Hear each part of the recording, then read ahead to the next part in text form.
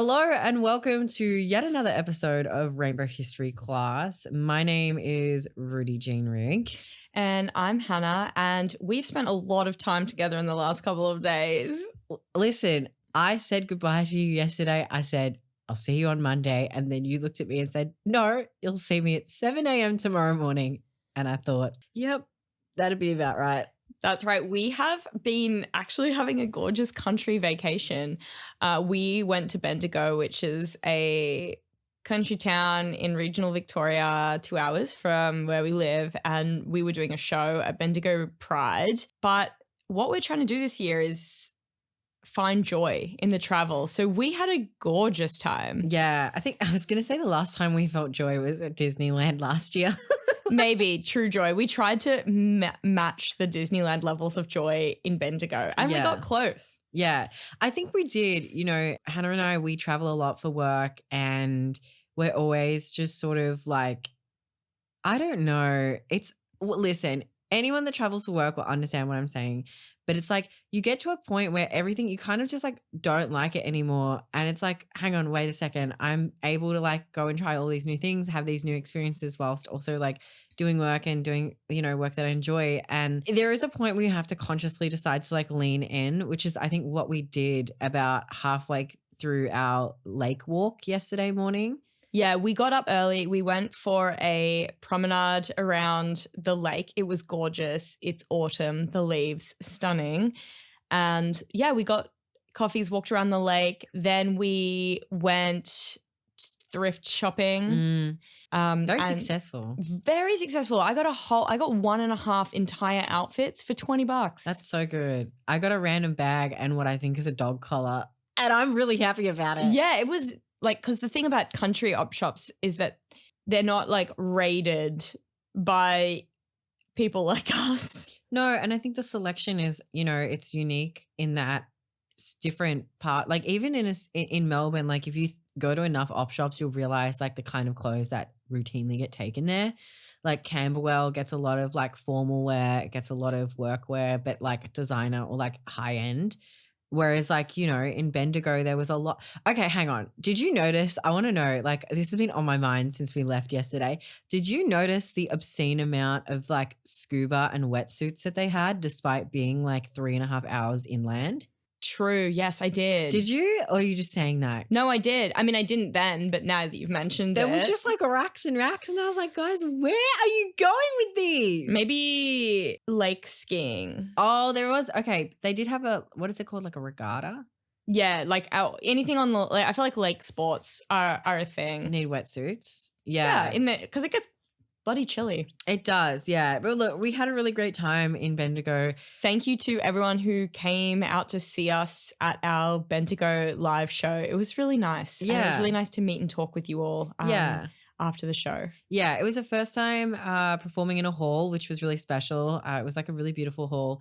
And it felt really cool being up on like a really raised stage. Like, I don't know, I just felt like I wanted to like break out into like tap dance. It was giving me Rocker Stedford vibes for sure. Yeah. And you know what? It was actually the first time we've sold merch at a show, which I know you're probably like, what are you talking about? You don't sell merch normally. Like that's like a crime. And I would now agree with you. But for some reason, we just didn't do it. I think it's because like we were so worried about like doing a good job on stage. But now like we're like kind of in the swing of things. We brought a couple of boxes of merch and, you know, people seem to love it. And I think it's something that like, you know, we want to, you know, do because I think we don't have an online shop at the moment. So the only way you can get merch is like if you come to one of our live shows.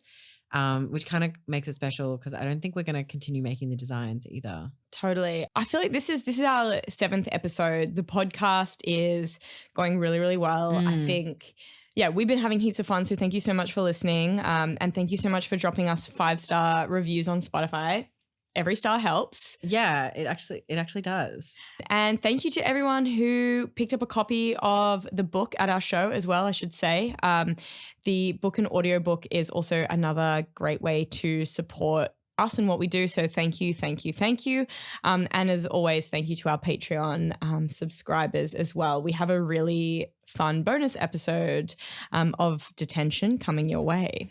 Yeah, I'm not even going to spoil it. Sorry. You're just going to have to head over to Patreon. I know that's like such a tease, but Excellent. This episode kind of ties in to something that's happened, in the last couple of weeks, and I think surfaces a really important conversation in terms of what's happening in society at the moment, what's happening in our world. But before I get into it, I do want to say that this, in terms of like the episodes that we've done, this one is a little heavier. It does talk about some, really dark periods of history. And also I want to say that we will be using some terminology that is outdated, but very important for the period of time that we are going to be talking about. And so we just want you to, take care, and also, I guess, have that context that a lot of these some of these words we might not continue to use, but they were really important at that period of time, and that's why we're using them. So a little bit of just a heads up on that front. But getting into it, J.K. Rowling is back at it again. Did she ever stop? No. No. I mean, as somebody that has such a large, ornate estate, she could do well to just touch grass. I feel like she maybe needs a holiday. Yeah, she should just put the phone away, JK. No, she came at it again. And look, she never really does leave, but I feel like she does bubble up into the kind of the front pages periodically with another one of her increasingly alt-right wing perspectives and increasingly kind of radicalized right-wing perspectives. Talk to me about this, because as a trans person, I had to switch her off. I had to say no more, and I deleted Twitter because Twitter was like, or X as it's called, it was just like recommending her tweets to me, and I was like, this is not it. So I actually don't know, and I knew that you were going to do this episode too, and I did not like school myself up because I just could not put myself in that sort of like can of worms. So can you just fill me in? Totally. And I feel like the J.K. Rowling stuff is just going to be at the start, and then we're going to put her back in her box. I think as a community, it's all old news that we all really feel betrayed by some of the things that she says and who she's become or revealed herself to be all along based on, what we found in her work. And so we are going to, deal with her up front and then promptly throw her back in the bin. Great. So very recently, J.K. Rowling replied to a tweet or an X. The tweet said, the Nazis burnt books on trans healthcare and research. Why are you so desperate to uphold their ideology around gender? Great point. Great question. J.K. Rowling replied to this tweet and she said, I just ... How? How did you type this out and press send without thinking, I should maybe check my source for this because it might have been a fever dream? So it looks like J.K. Rowling is looking for a fact check, and that's what we're here to do today, is give her that fact check.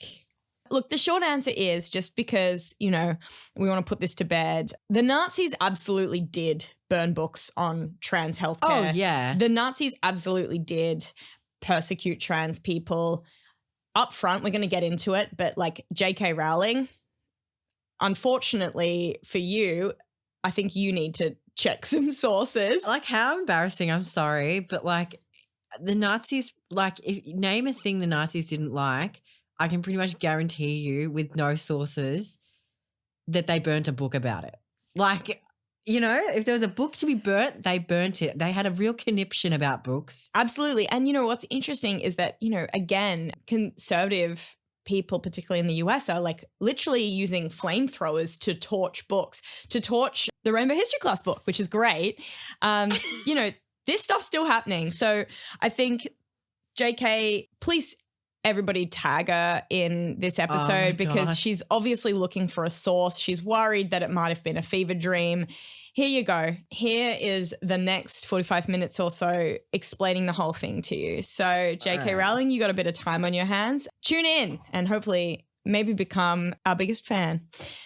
Anyway, so yes, short answer, they absolutely did burn books on trans healthcare. But the question that I want to start with here, I think in a sense more interesting, is firstly, there were books about trans healthcare back then? And secondly, what was in them? I assume stuff about trans healthcare, but that's just me.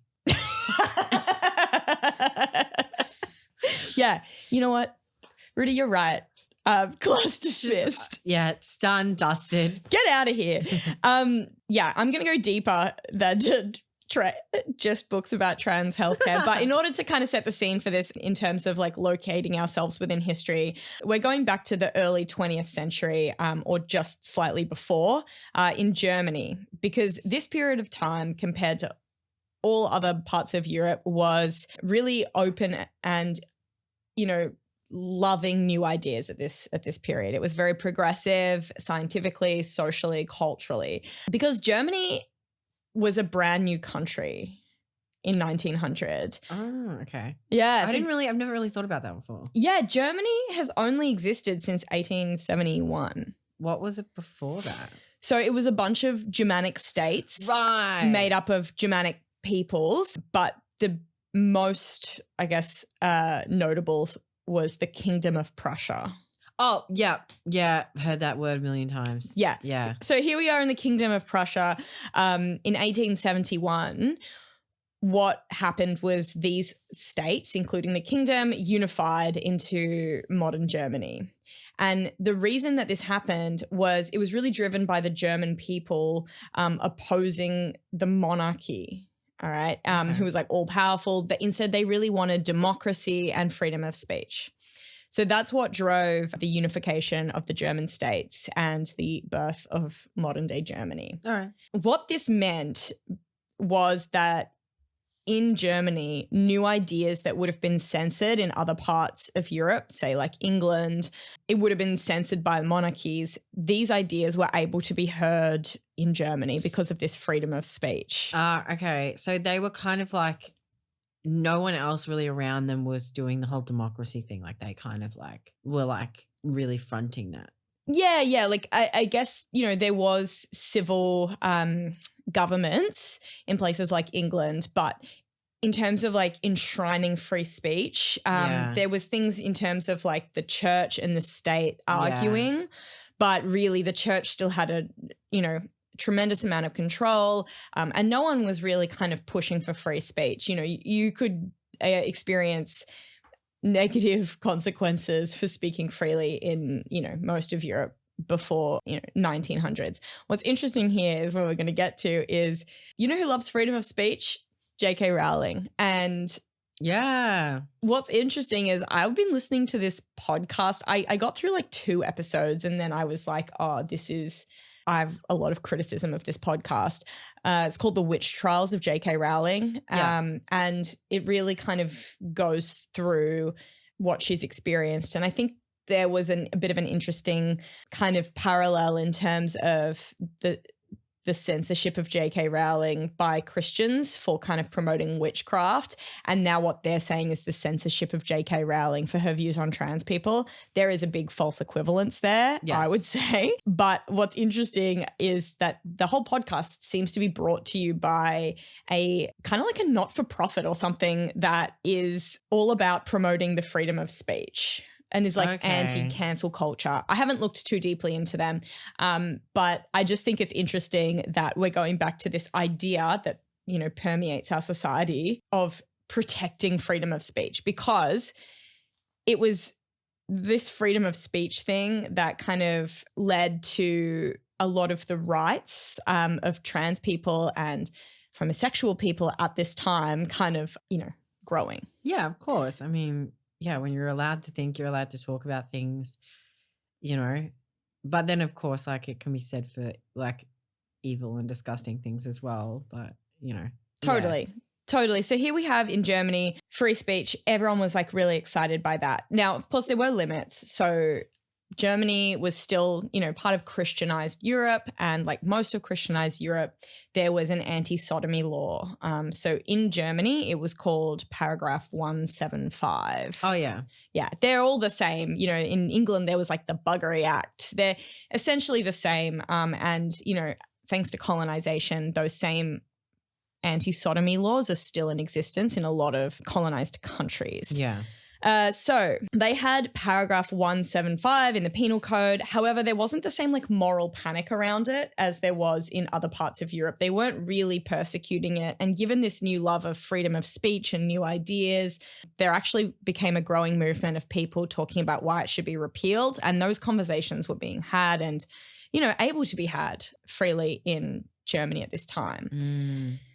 So enter, I guess, the pin-up man for free speech at the time. Okay. Yeah, his name was Magnus Hirschfeld.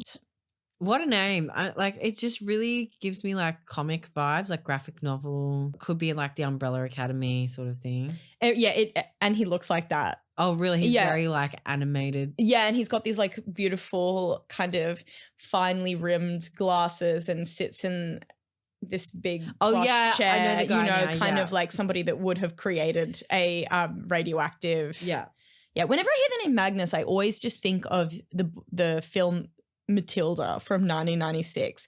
This is like obviously being a lesbian, because you know Miss Honey was talking about Matilda's dad, who I believe.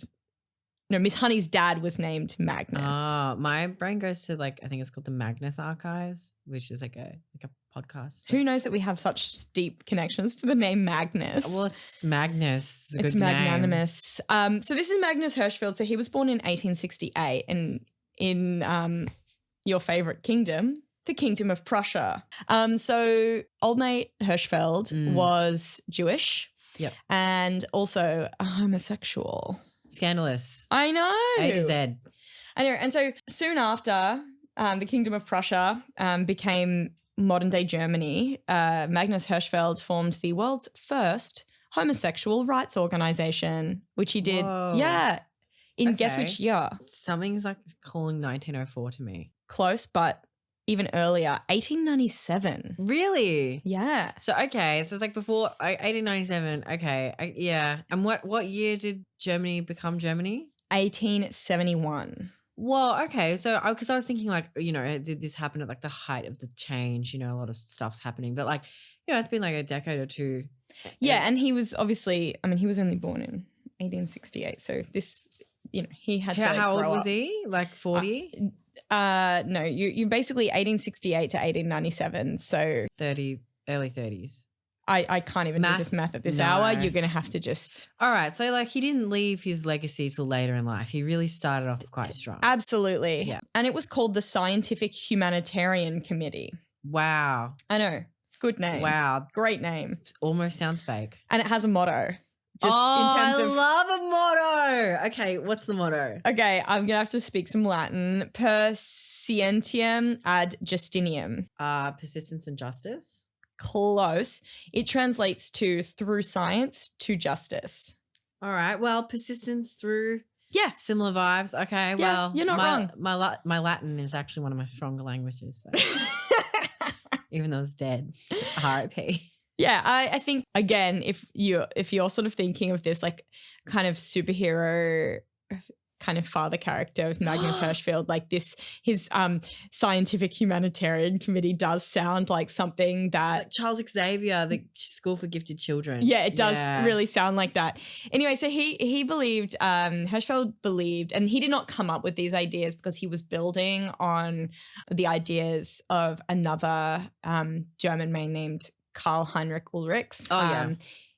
More on that in the Rainbow History Class book, but we're just going to focus on Magnus today. And basically this was the idea that some people were hardwired to be attracted to the same sex. Yeah. Because up until this point, the idea of like sodomy wasn't really like something that homosexual people did. It was kind of like just a sin that anyone could find themselves in the midst of, which is kind of great. We have this like in joke with our D&D campaign at the moment, which is like anything can be used for sodomy. And like, I don't know why it came up, but like it's kind of true in that like people were getting charged with sodomy for like random stuff.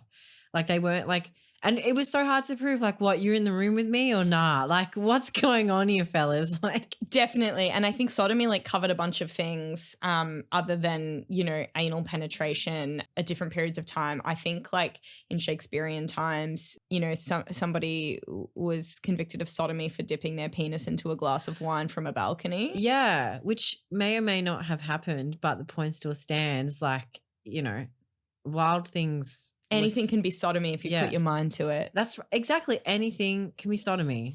So, yeah, and I also just kind of love there is something kind of radically inclusive, I think, about sodomy was just a sin that anyone could like fall victim to. Like it wasn't for, you know, gay people or anything like that. It was just kind of like I was swayed by the devil and sodomized. Yeah. Well, like that's, and this is, I feel like, one of my biggest gripes. And I feel like we should now quote this when someone asks us for like our favorite fact about queer history, is that like sodomy isn't actually just for gay people. It's like such a big misconception. It's like anyone can be a sodomite. It's like, true. All you have to do is sodomy. Yeah. And then you too can be a sodomite. Like literally, like, it's so true. Interpretation of the law, as they say, is a very grey area. Absolutely. And like, I think, you know, this was the first time though that, you know, there became this idea that, you know, some people were more predisposed to sodomy than others because of something innate within themselves. And that was not seen as like a demonizing thing. This was ideas coming from,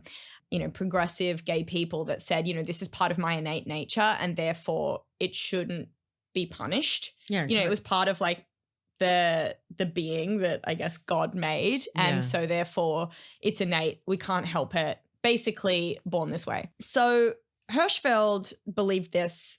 He also looked to history. He was like, you know, occasionally throughout history you get these like little peaks where people look to queer history before them. So the ancient Greeks to kind of think, okay, well, actually we shouldn't be criminalizing queer people because, you know, the ancient Greeks, they do everything right. Not really, but people like to think that they did. So he did that. And he also was like the first Western person to delineate between sexuality and gender.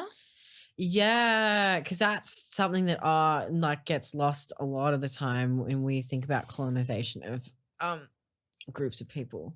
Totally. I mean, I think, again, yeah, this is, if you look at Indigenous cultures, there's, you know, many kind of, well, they're constellations of different genders and different meanings attached to them and how people experience genders. So I'm definitely looking at this from kind of like a Eurocentric lens. And he was this first person that started to question this idea that gender and sexuality were different. Before this, that people had a range of gender expressions, but if they were seen cross-dressing, that was seen as kind of a symptom of homosexuality.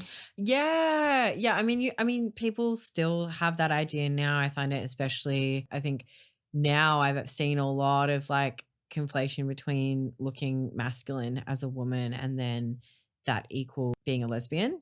And not even like bi, just like you're a lesbian. Yeah.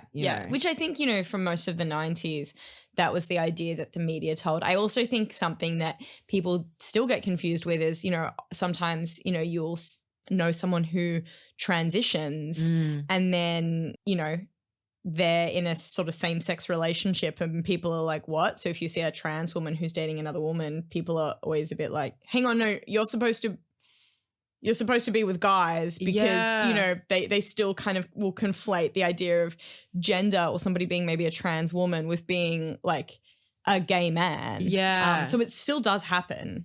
Yeah. And Hirschfeld was one of the first people to say, no, these things are different. He was also part of the bourgeois elite. So when we look at this and freedom of speech, how can you be bourgeois? Oh, no, we're not talking about bourgeoisie, are we? We are. How can you – wait, isn't that middle class?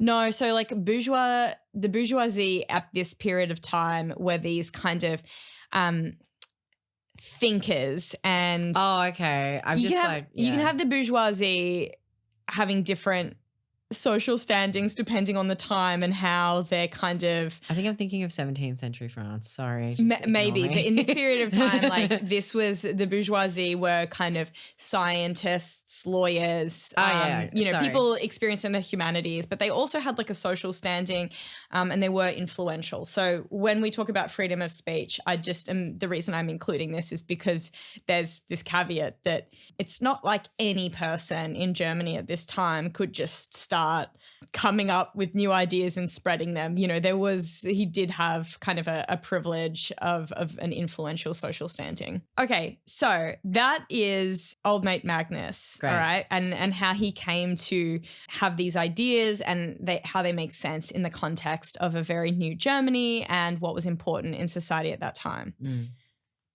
If we go to 1919, right? Oh, okay. Interesting. Yep. 1919, Germany entered a new era of government called the Weimar Republic, right? Yeah. Okay. So the Weimar Republic is known for being a particularly interesting era in 20th century European history. Yeah. Because it was a period of science and artistic and social, cultural freedom and expression, but at the same time, kind of political turmoil and economic destruction.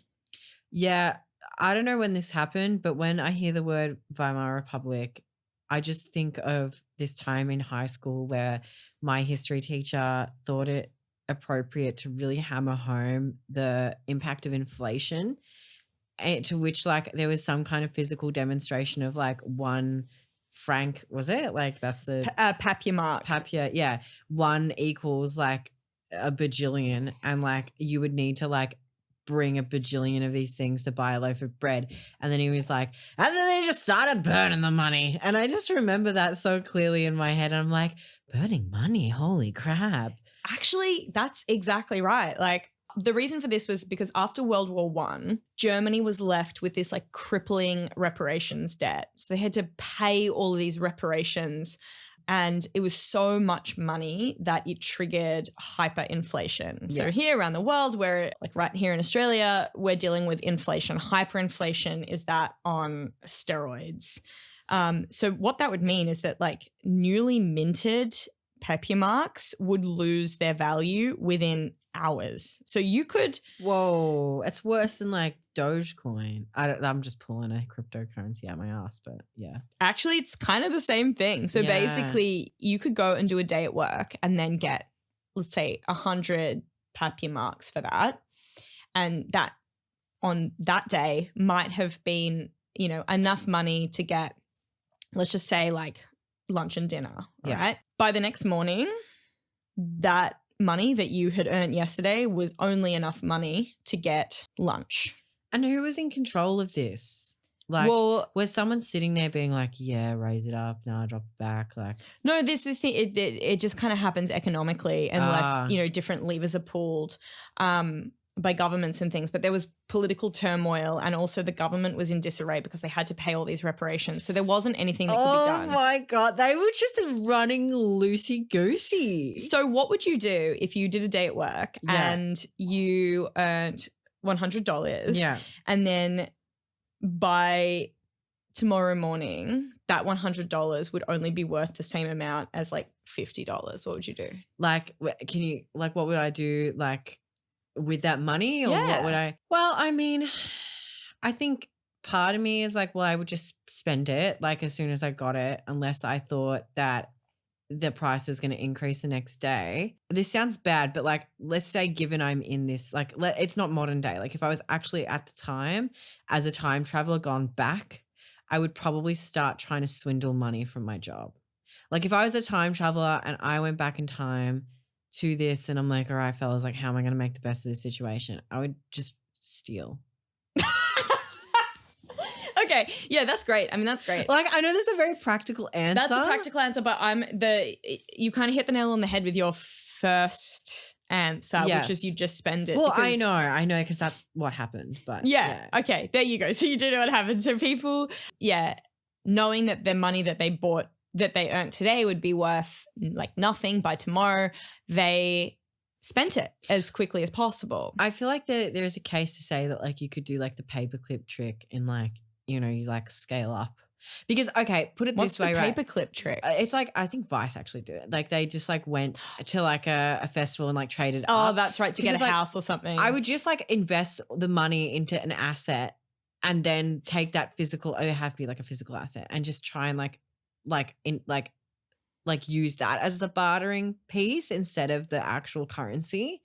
So it's like how NFT fails. Again, I'm speaking as someone who actually has no idea how like cryptocurrency and FTs work, but like I would go, okay, crap, like, okay, I've got this amount of money. I don't know if it's going to be worth that amount tomorrow.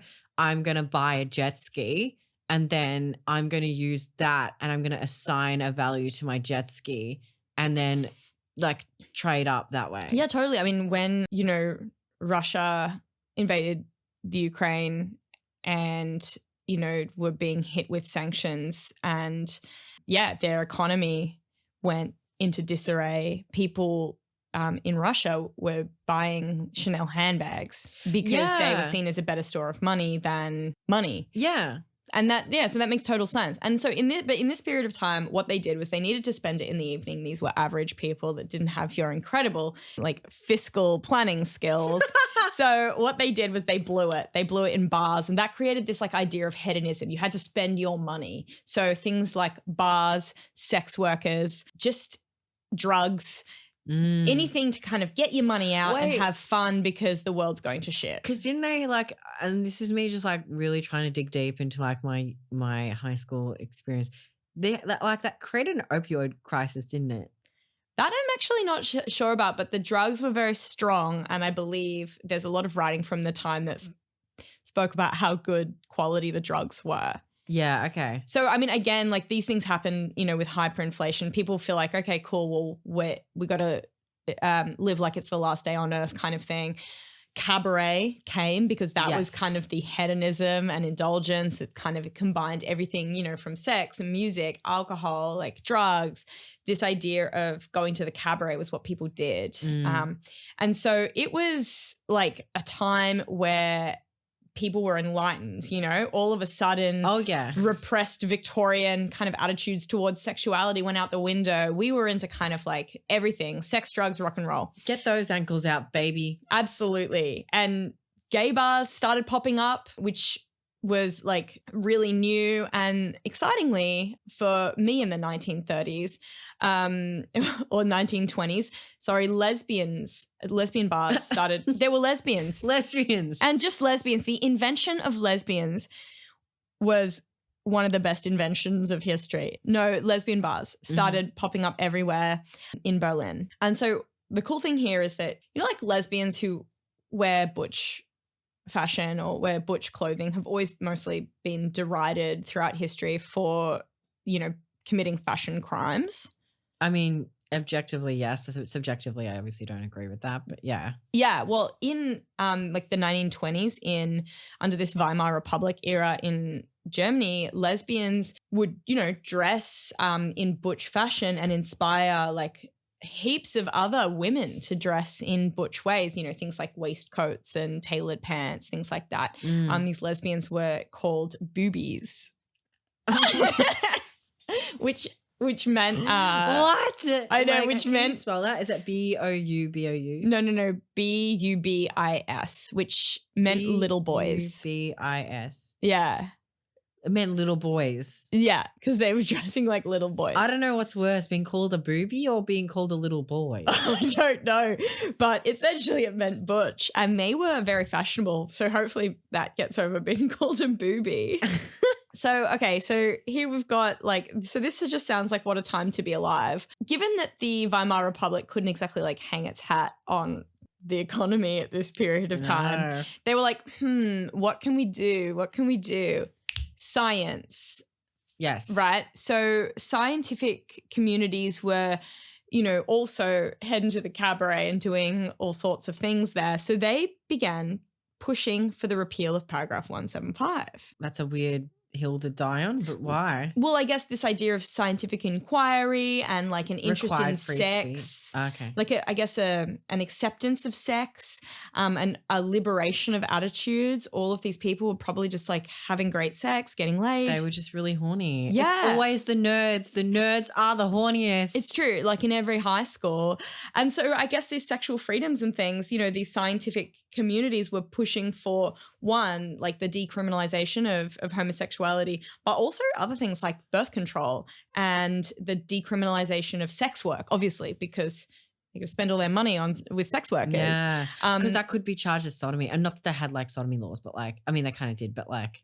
Well, yeah. That's another thing that could be sodomy, for sure. And abortion as well. Yeah, all of that sodomy behavior. So all of that sodomy stuff was being, these scientific activists were trying to repeal. Yeah, okay, for sure. So this like laid the perfect groundwork. So if we go back to old Nate, Magnus Hirschfeld, Big MG.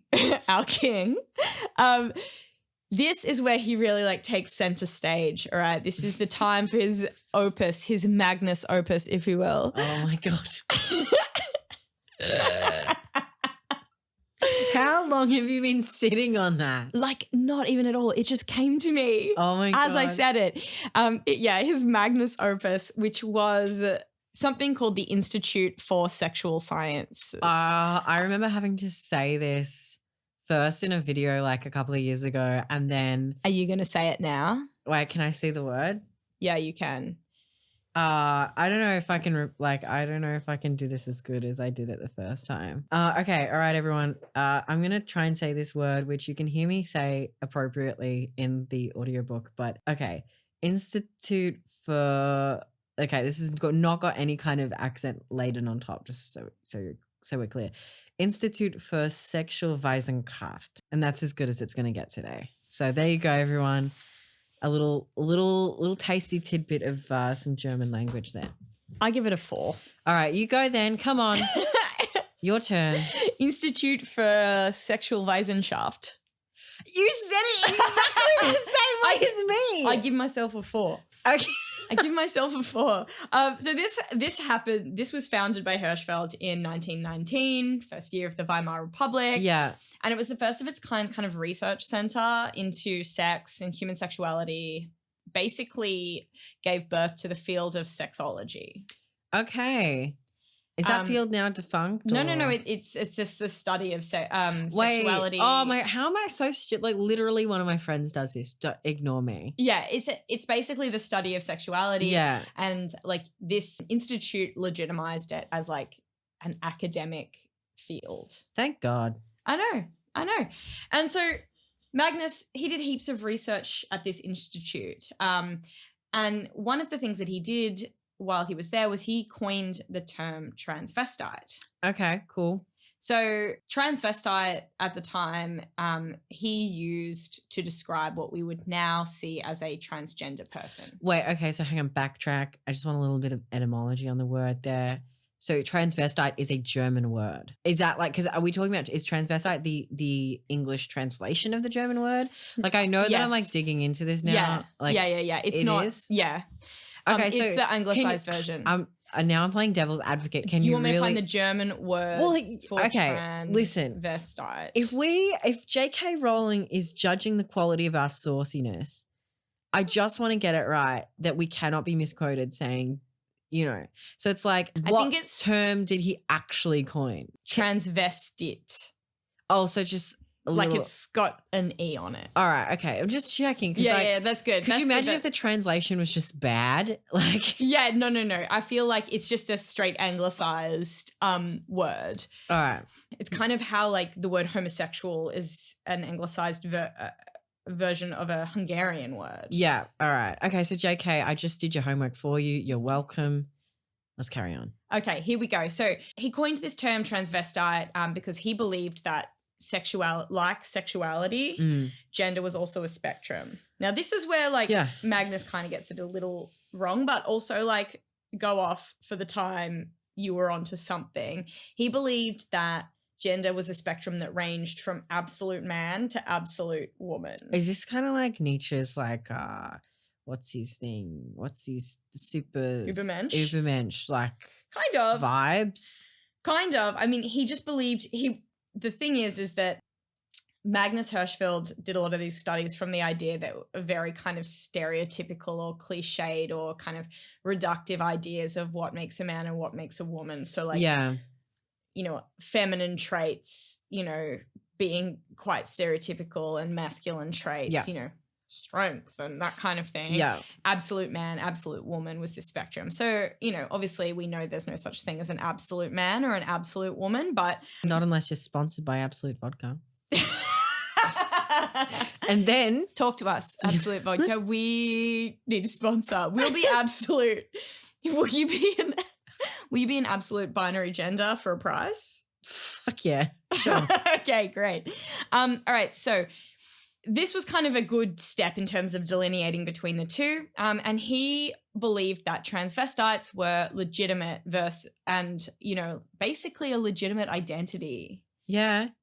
Which now seems obvious, but back then it was not. Like he's having his little tiny mind blown. He is. And so at the Institute, he was doing all sorts of really cool things. Like he was doing research into HRT. And so he was kind of developing the first hormone replacement therapies. Okay. And he also was overseeing some of the very first gender affirmation surgeries. Yeah.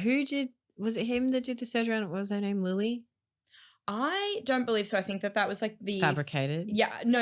I think these were early surgeries that were not like considered the same procedures that we would consider gender affirmation surgeries today. Oh no, but like that I'm like kind of referencing that movie with Eddie, the Danish girl. Yeah, I thought was that just fake in the movie? No, the Danish girl. I'm so confused. The Danish girl. All right, we're going to have to cut out a little bit of this typing. I think the ambient noise is nice. Ambient noise is shows people it's real. No, I don't know. So you're talking about Lily Elber. Yeah. No, you're actually right. Yeah. Yeah, you're actually right. Lily Elber was a patient at the Institute. Yeah. And so her surgeries were, I guess, things that aren't done kind of in the same procedurally as they are now, but like things like the removal of the testicles and things like that. And then later there was a bunch of other surgeries as like things started to progress that she was able to access. And so, yeah, it was really, really early kind of procedures, but Magnus Hirschfeld at this institute did these and pioneered them, and you know, different people and academics and scientists from Europe would go and visit him and learn. That's cool. So when we look at trans healthcare that might have been in this books, these were really incredible scientific, I guess, pieces of research and academic inquiries. So very, very cool. Not only this, Magnus Hirschfeld did something I love. There was such thing as a transvestite pass, which was given to oh my God, trans people at the institutes that basically let local authorities, the police, know that they were legitimate transgender people or transvestites and not people kind of causing public nuisance, which was a crime that you could be arrested for. Oh my God. It's all right, officer. I'm a legal silly goose.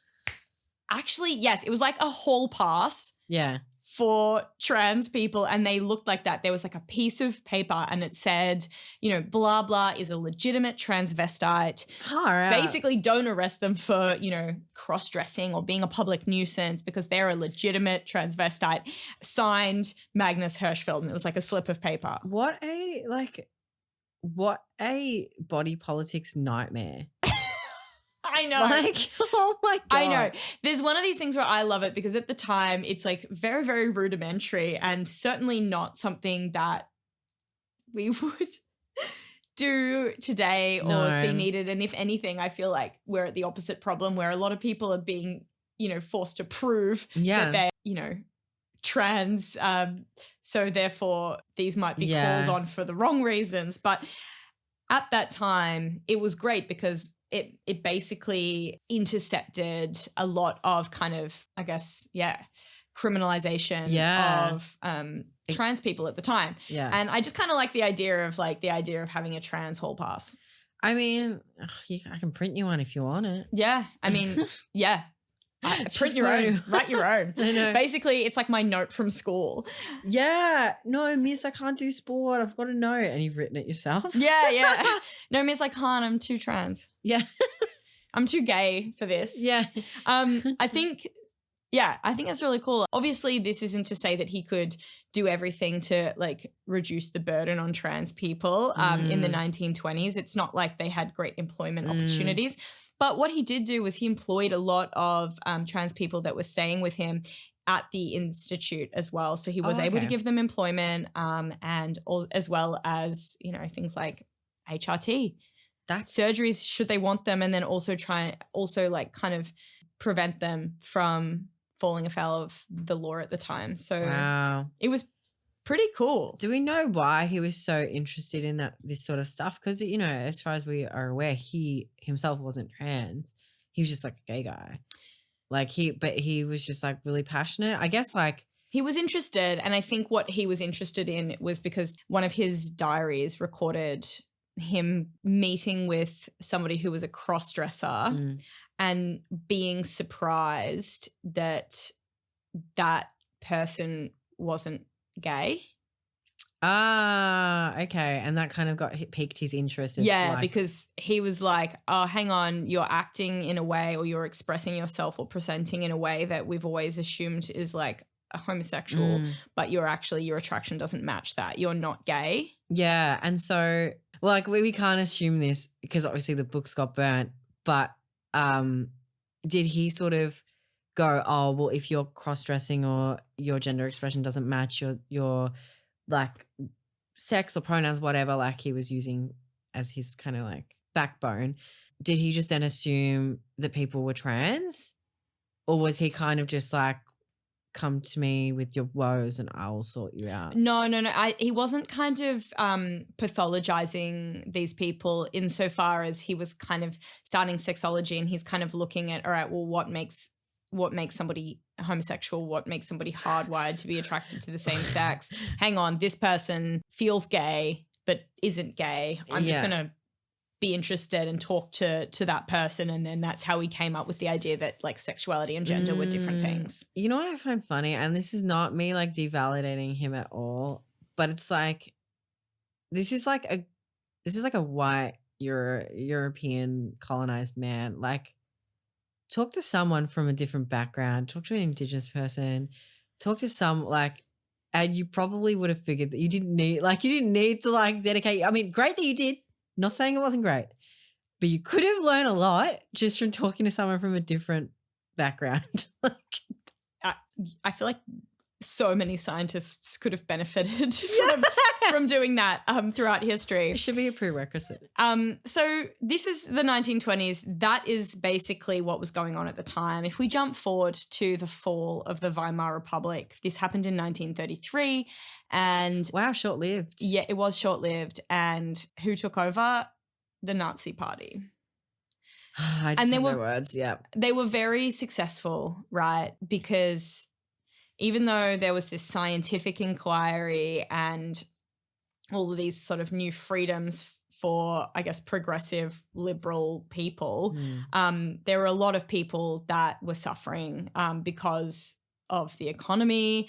And essentially Hitler was very successful in being able to say, I'm going to make Germany great again. Ooh, who does that sound like? Oh, I don't know. Do they wear a red hat? Yeah. He was successful, you know, in leading this National Socialist Party, which was kind of, all about for Germany and kind of, you know, getting it back together and things like that. He was this real nationalism that managed to get that party elected. Wow. So in 1933, the Weimar Republic has fallen, the Nazi Party is in, and that is the same year, J.K. Rowling, that is the same year a group of Nazi youth called the German Student Union looted the Institute for Sexual Sciences and set fire to the library. Yeah. And Magnus Hirschfeld was on a speaking tour at the time outside of Germany. He was not there. But what they did was essentially there are photos of it. They took all of the books and they set fire to them. And it was actually the first book burning of the Third Reich. Yeah. So it was like the very first one. And what was in that library, but all of this research into transgender healthcare, as well as other things like, contraception and, abortion and all of these other kinds of health issues. Mm. So Hitler hated Jewish people as well as other ethnic groups, but he also hated anyone that would threaten his Aryan race. Okay, hang on, time out. Like, what gets me is like people forget that they were like super, super into eugenics. Like, I forget that. I don't know. Like, it's just like, just stop and think about it. These people were eugenicists. Like, they were like buck wild. Yeah, they were trying to create a master race. And so they hated anyone that would threaten that. So that includes gay men and lesbians because, those people weren't procreating and therefore useful in creating this master race. So Hitler came in and he revoked all the transvestite passes. Did he just personally go and cut them in half? Yeah, he did. He went around and he said, "Can I see your whole pass?" Was presented and he just it's like snapping a credit card in half. No, he revoked all of them. Then he went and relooked at paragraph 175 and he made it harsher, broader, so that he could persecute more men underneath it. And so he sent gay men and lesbians as well as trans people, as we'll get to in a sec, to concentration camps. Yeah. Now, given that trans people were not seen as legitimate by the Nazis, they were seen only as their sex assigned at birth. So what that meant was that we actually don't have heaps of documentation of trans people in like concentration camps or in the Holocaust because their trans identities were completely removed. So they were all treated as either gay men or lesbians. Yeah. Gay men wore the pink triangle, lesbians most likely the black triangle. Yeah, it's like in the modern day Australian census. Yeah, essentially. Yeah. Exactly. So there was like more recently a civil lawsuit. Recently? Yeah. Like it happened. There was a civil lawsuit that proved trans people were persecuted in the Holocaust because that was being denied. And so. Oh, okay. Yeah. So basically what happened was it ended up going to court to essentially establish the fact in court that trans people were persecuted, tried as gay men and, also, ended up in concentration camps.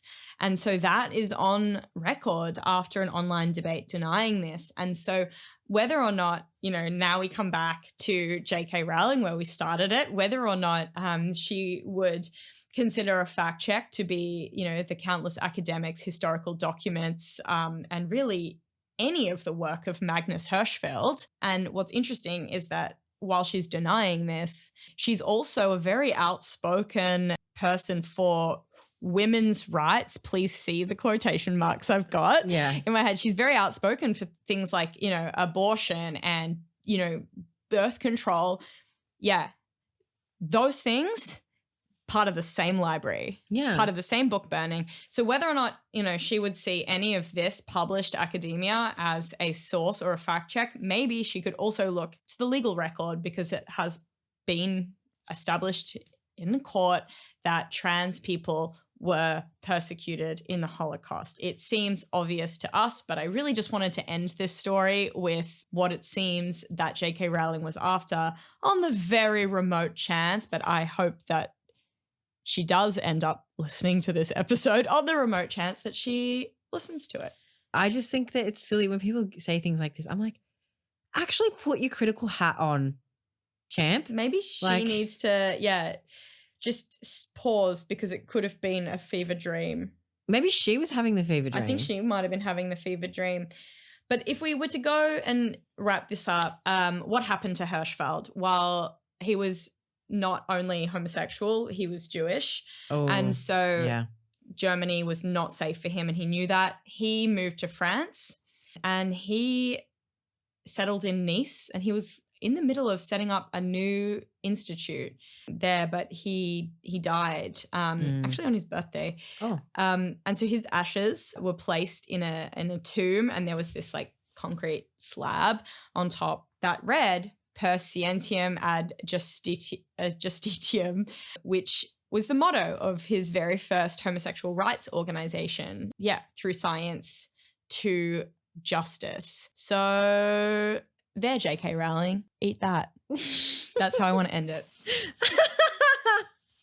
I was going to suggest maybe she needs to do some Willem Hof. Wim Hof. That's his name. Wim Hof breathing exercises or something. I know they really helped me out, so maybe she can do that.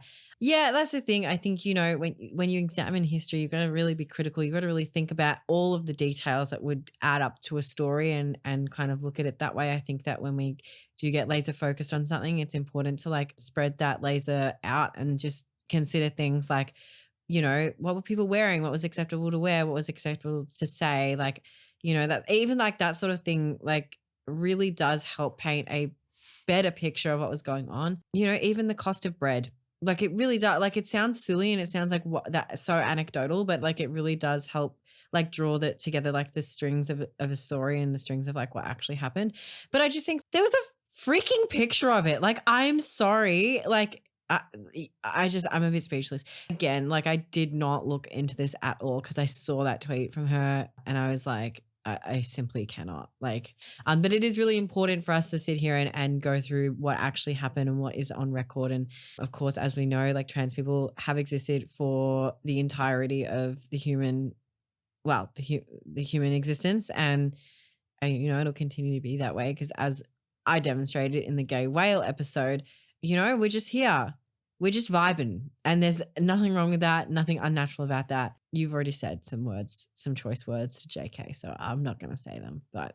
Totally. I feel like as well, just so much the reason we do this is because history, we look at history because it's so relevant to today and there's so many things in our society from the price of bread, from inflation, from like nationalism that are happening at the moment and they are affecting everyone, but they're affecting trans people. And that is why there's like an eerie echo between, you know, we're talking about a century, you know, every 100 years or so, we see these things happen. 100 years ago, we need to be looking more at that period of time and finding these parallels and looking at what these people who are denying what happened then are denying today. But yeah, I mean, I feel like, you know, thank you for coming along this journey with me. Thanks for telling it. It's kind of very refreshing to not be the trans person telling these things. So I appreciate it. And I also am like happy to get into turf Twitter so that you can stay as far away from it as possible. And hey, like, please keep listening. If you do like the podcast, let us know. We really want to hear from you. You can check out our socials. But more than that, let other people know.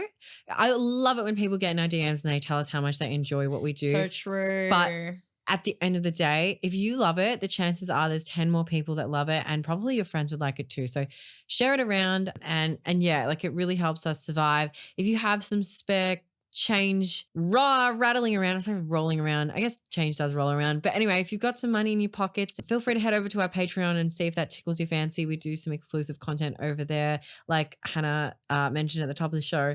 But yeah, more than that, thank you for like making this possible, because without people being interested in this and having the same interests and passions as us, we wouldn't really be doing this. So yeah, I really appreciate it. I mean, it's been quite a few years now, so it's so nice to, you know, still be able to do it. Totally. And, you know, to leave you with our parting words, as we always say, not everything is gay, Rudy, but there is gay in everything, including J.K. Rowling's worst nightmares.